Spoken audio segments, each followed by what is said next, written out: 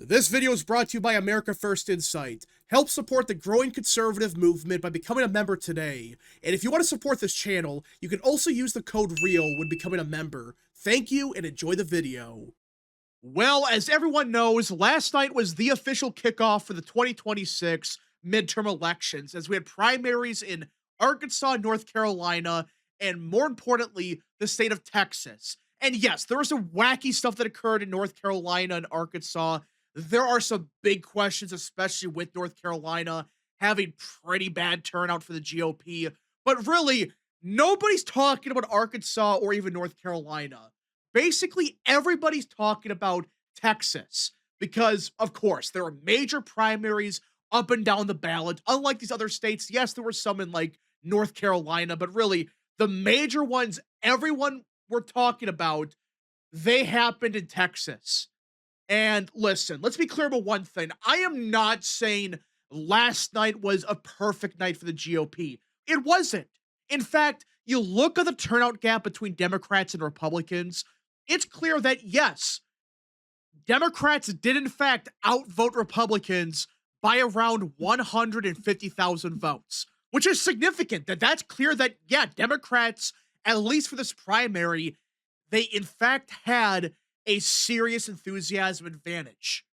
And we'll get to the Senate primary in a minute because there's much more to the story on both sides that no one's really talking about. But either way, yes, the Senate primary on paper looked like a great night for Democrats. Hell, you could argue best case scenario for them.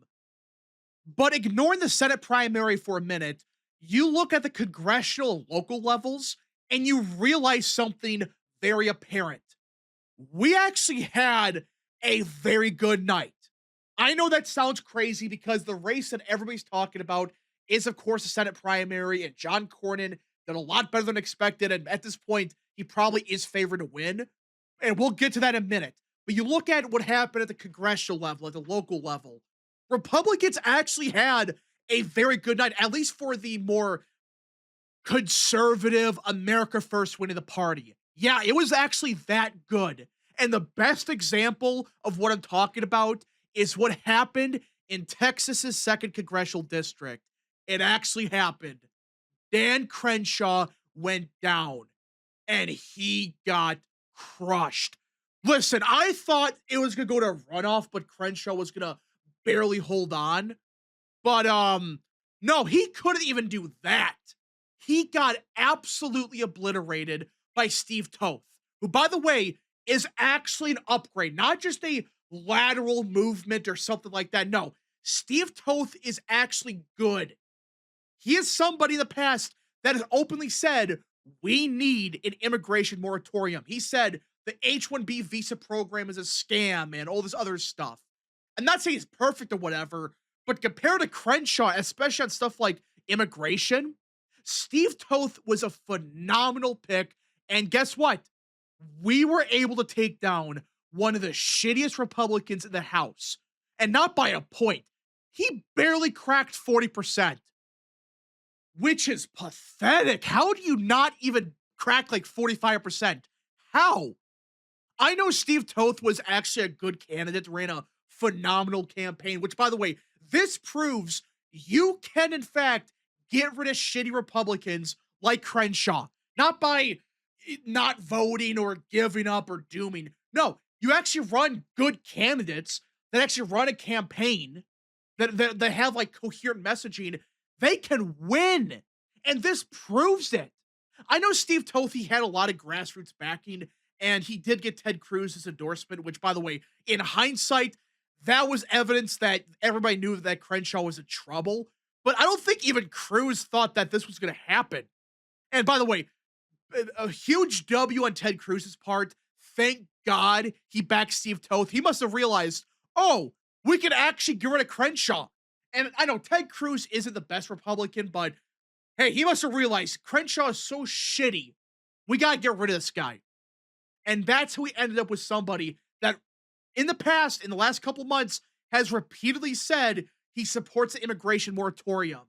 H-1Bs are a scam, and a lot of good stuff like that.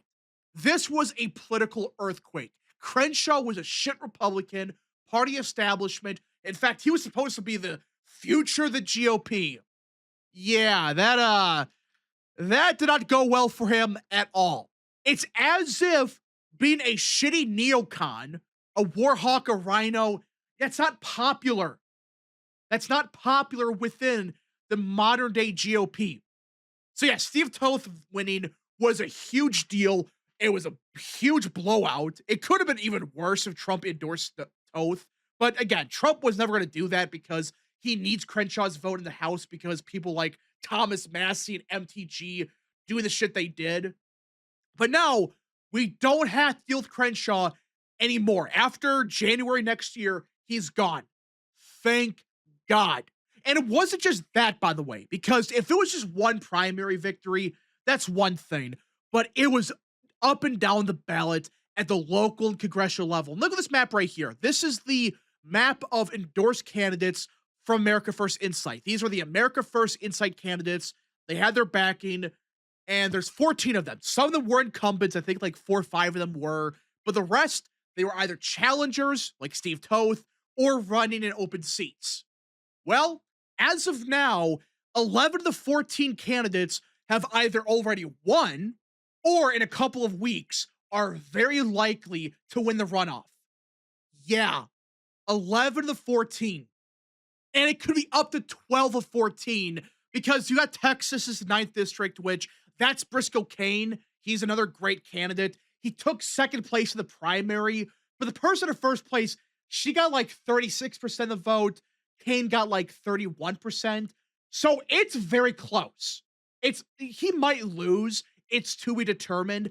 But these other 4 in blue, it's very likely that the person that we endorsed, they're going to win. Now, we included Texas's 23rd district, and that's Tony Gonzalez's seat.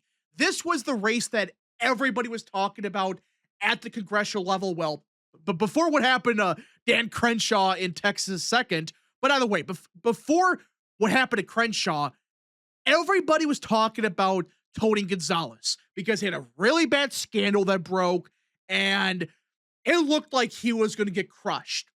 And yes, right now, Gonzalez did in fact take second place. He did not even crack 42% of the vote. But at the same time, Brandon Herrera, he barely cracked 43%. He barely won a plurality of the vote. And for a lot of people, this seems like a big disappointment that Gonzalez came this close to overtaking Herrera. And yes, it does look bad. But you got to realize a couple of things. For starters, early voting was already going on before the scandal dropped. And some of the early results, they were more favorable to Gonzalez. He was up by like 4 or 5 points at one point. But then when the election day votes, they came in, he got absolutely obliterated. It was like Herrera plus like 30 in some areas. It was crazy. He was obliterating Gonzalez with election day votes.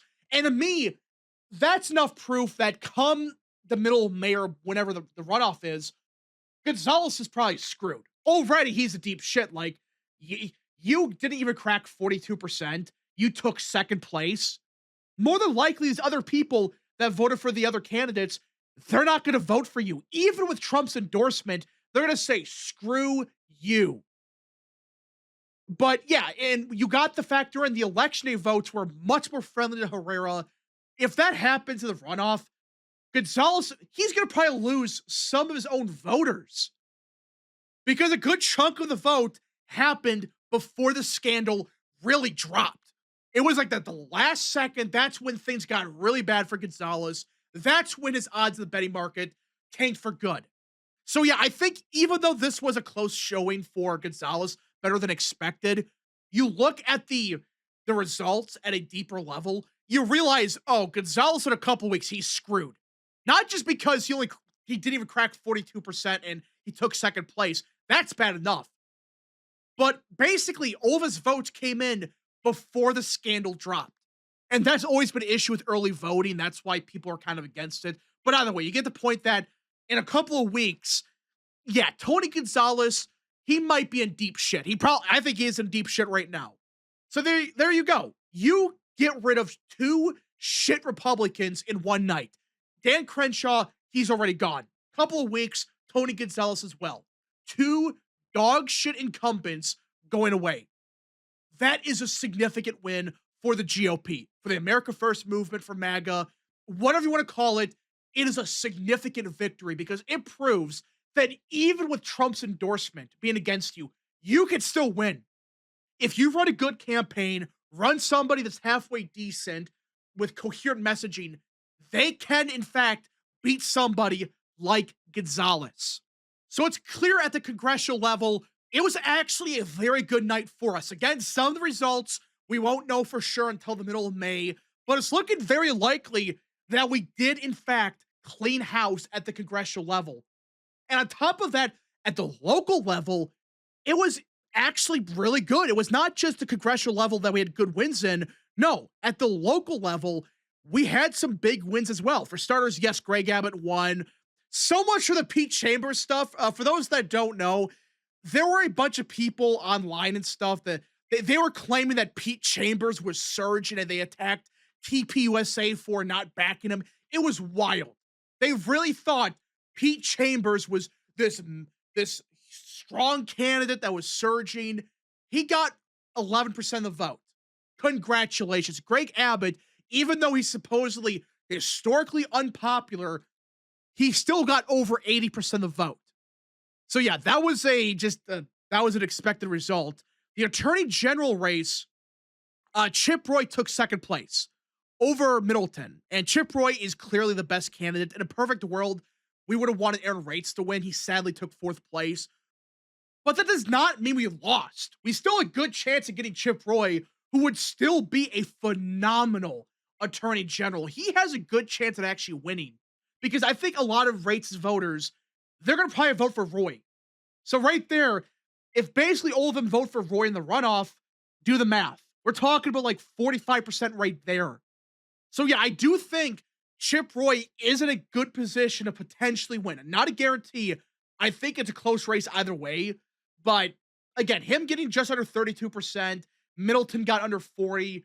I would still think Middleton's maybe the slight favorite because they did in fact get more of the votes. But still, there is a chance for Chip Roy to potentially pull it off, which would be huge. You basically get a lateral move from Ken Paxton to Chip Roy. Again, perfect scenario. We could have gotten Reitz, but not the end of the world with Chip Roy. Now, for other races down ballot, you did have Agriculture Commissioner Sid Miller lost the establishment pick. He did lose. He was the incumbent. You had Controller. You had Don Huffines who won that race. A huge victory there. A phenomenal guy. There's a lot of people trying to drag him through the mud in the last couple of weeks, but no, Don Huffines, a phenomenal candidate. And yeah, it just kept going. Railroad Commissioner Beau French won. It was down ballot. It was a good night. A very good night for America First, for MAGA, whatever you want to call it. It was, if you just look at these primaries, yeah, it was actually a very successful night at this level. But of course, we're not really talking about the AG race or even the Dan Crenshaw's defeat. Everybody's talking about the Senate primary and really the shocking result here where John Cornyn actually took first place. Not by much, but by just under 1.5%. He did not crack 42%. He didn't, but he still got over Paxton. And that is significant because John Cornyn's only pathway to victory in a runoff or whatever was getting more votes than Paxton. Because if he can prove that he can get more votes than Paxton, the likelihood of Trump endorsing him goes up significantly. And it sounds like, according to The Atlantic, President Trump is expected to endorse John Cornyn over Ken Paxton. And he did put out a statement earlier where he basically said, listen, whoever I endorse, I wonder who he's talking about, they're going to be the nominee. And the person he does not endorse should just drop out to avoid a runoff, to avoid spending a bunch of money on the race. Which, listen, I can understand that to a point where you don't want another $100 million spent because John Cornyn wants to stay in. But seriously, we're going to end up with John Cornyn. And really, It's because of Wesley Hunt. I like Wesley Hunt, but seriously, dude, because of you, you gave John Cornyn credibility that, oh, he can actually win, guys. He can win the primary. He got more than Paxton. He got over 40%, which, yeah, that was better than expected. But if it wasn't for Wesley Hunt in the race, Ken Paxton would have won. He would have won the primary without a runoff. And that's what's just so stupid about this. I'm not even saying Wesley Hunt did this on purpose to screw Paxton over, but it just, why? Why run? You had 13% of the vote, you lost. You could have had that congressional seat forever. And you ran the Senate race to essentially screw Paxton over. And now you just gave John Cornyn credibility. You gave him ammunition to push this bullshit that, oh, guys, I'm the front runner now. I'm clearly going to win. You got to support me, or else we're going to have to spend $100 million, which that's the worst part about this. John Cornyn spent like $100 million to barely take first over Paxton. Seriously? If it wasn't for Wesley Hunt, Ken Paxton would have gotten over 50% of the vote. It would have been close, maybe, but he would have been the nominee. But nope, more than likely, we're going to end up with John Cornyn, which is awful. This was worst case scenario, always worst case scenario, that John Cornyn took first place, and especially if he gets over 40, because at that point, it gives him some bullshit credibility that, oh, guys, I could secretly win still. I'm the front runner now, even though you do the math and realize, no, you're the incumbent. You did not even crack 42% of the vote. It was pathetic. We could have had Ken Paxton. There is a chance he could maybe win. Who knows? Maybe Trump realizes, oh, John Cornyn's an asshole for pulling the stunt. You spent $100 million just to barely take first? Really? That money could be spent on Maine or Michigan, North Carolina, Georgia, but no. The Republican Senate Committee, they spent the money on this asshole. And now it's looking like we're ended with Ken Paxton losing. He may just drop out, which would be awful. It just sucks that John Cornyn can play this game because he has the establishment backing him, and they can write a check for him for $100 million, just like nothing. It is absolutely pathetic that we have to deal with this.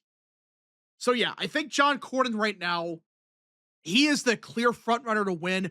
Paxton may drop out because if Trump backs Cornyn, I don't see him losing. That was the one thing that was saving Paxton. Trump not endorsing Cornyn was keeping him alive. But more than likely, Trump's endorsement, it's over. Now, in that scenario, yeah, John Cornyn is going to beat Rico by a big margin, sure. But we could have had Ken Paxton or even Wesley Hunt. Instead, they split the vote just enough where John Cornyn takes first. Yeah, very bad night at the Senate level, but overall, it was actually a good night. Just the main race everybody was talking about, we came 26,000 votes short. If he got more votes than Cornyn, he would have won. He would have won the runoff by a big margin. But now, Cornyn gave himself credibility. Anyways, folks, thank you so much for watching. If you guys did enjoy, smash the like button down below, subscribe, share with your friends, and of course, join the channel today. Godspeed to all of you.